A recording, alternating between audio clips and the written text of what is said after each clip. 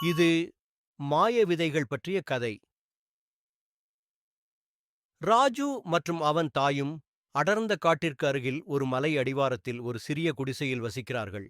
அவர்களது ஒரே சொத்து செவலை என்ற மாடு.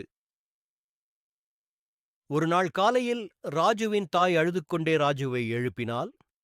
ராஜு, எழுத்திரு, இன்று சந்தையில் நம் மாட்டை விற்க வேண்டும். அந்த பணத்தில்தான். நம் வீடு சரியில்லை.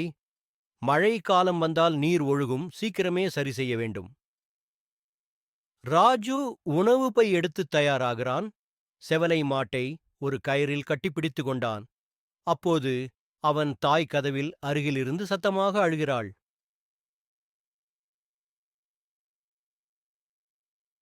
சந்தைக்கு செல்லும் வழியில் ராஜு ஒரு பெண் சாமியாரை சந்திக்கிறான். நீண்ட தலைமுடியுடன் கிழிந்த உடையுடன் இருந்த அவர், தம்பி, எனக்கு ரொம்ப பசிக்கிறது, சாப்பிட உணவு கிடைக்குமா என்று கேட்டார்.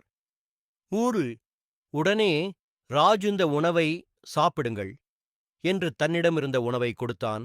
அவர் மகிழ்ச்சியுடன் சாப்பிட்டுவிட்டு, தம்பி இந்தா என்று தன்னிடமிருந்த 5 கருப்பு விதைகளை கொடுத்தார். அந்த சாமியார் சொன்னார், இவை மாய விதைகள். இவை தங்கத்துக்கும் மேலானவை. இந்த 5 விதைகளைக் கொண்டு நீ உலகிலேயே மிகப்பெரிய செல்வந்தன் ஆகிவிடுவாய் என்றார். ராஜு தன் தாயை நினைத்தான். நிச்சயம் இது அவளுக்கு மகிழ்ச்சி தரும் என்று. சரி சாமி, ஒரு ஒப்பந்தம் என்று கூறி மாட்டை கொடுத்துவிட்டு விதைகளை பெற்றுக்கொண்டான். வீட்டிற்கு வந்து நடந்ததை சொன்னபோது தாய் மிகவும் கோபமடைந்தார். நம் ஒரே மாட்டின் விலை ஒரு கைப்பிடி விதைகளா என்று அழுத்தமான கேள்வி எழுப்பினாள். கோபத்துடன் அவள் அவற்றை ஜன்னலிலிருந்து வெளியே எறிந்தாள். அடுத்த நாள் காலை ராஜு ஜன்னலை திறந்தபோது ஆச்சரியமடைந்தான். நிலத்தில் இருந்து மேலே மேகங்களைக் கடந்த ஒரு மிகப்பெரிய மரம் வளர்ந்து நின்றது. மரத்தின் அருகில் சென்ற ராஜு மரத்தில் ஏற ஆரம்பித்தான். மேகங்களின் மீதிருந்து கீழே பார்த்தபோது அவன் வீடு மிக சிறிய சின்னமாக தெரிந்தது. அதை பார்த்த அவன் கண்கள் கலங்கின. மேலே சென்ற அவன் ஒரு கோட்டை அடைந்தான். அதன் கதவானது அளவில் மிக மிக பெரியது. ராஜு சிறியவனானாலும் உற்சாகமடைந்தான். கதவெட்டு தட்டினான். கதவு திறந்தது. உள்ளே இருந்து ஒரு அன்பான ராட்சசி வெளியே வந்தாள். உள்ளவா தம்பி என்றாள் அவள். ராஜு சற்று சந்தோஷமடைந்து கோட்டை உள்ளே சென்றான். அவர் ராஜுவுக்கு காய்கறி சாதம் தந்தாள். ராஜு சுவைத்து சாப்பிட்டுக் கொண்டிருக்கும்போது திடீரென்று டொக் டொக்கக் கதவின் வெளியில் உள்ள கைப்பிடியை தட்டும் சத்தம். கதவை திறந்ததும் ஒரு பெரிய ராட்சசன் உள்ளே வந்தார். எனக்கு மனித வாசனை அடிக்கிறதே என்று கூவினார். அதை கேட்ட ராஜு ரகசியமாக ஒரு இடத்தில மறைந்து கொண்டான். மாபெரும் ராட்சசன்தான் கொண்டு வந்த 5 தங்க நாணயங்களை மேசையின் மீது வைத்து எண்ணினார். ராஜு மனத்திற்குள் கூறினான், நமக்கு இந்த பணம் இருந்தால் நம் வீடு சரியாக ஆகுமென். ராட்சசனுக்கு தெரியாமல் அந்த நாணயங்களை எடுத்துக்கொண்டான். அங்கிருந்து வெளியே வந்து வேறு ஒரு அறையில் ராஜு ஓடி ஒளிந்தபோது ஒரு தங்கக் கோழியைக் கண்டான். அந்த கோழி தங்க முட்டையிட்டது. இதில் நாம் 50 மாடிகள் வாங்கலாம் என்று ராஜு நினைத்தான். அதையும் எடுத்துக்கொண்டான்.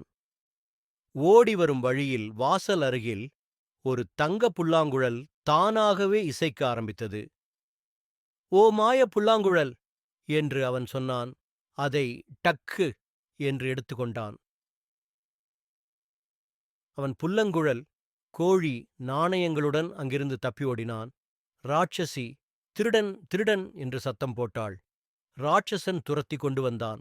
ராஜு வேகமாக மரத்தின் வழியாக கீழே தப்பி வந்தான்.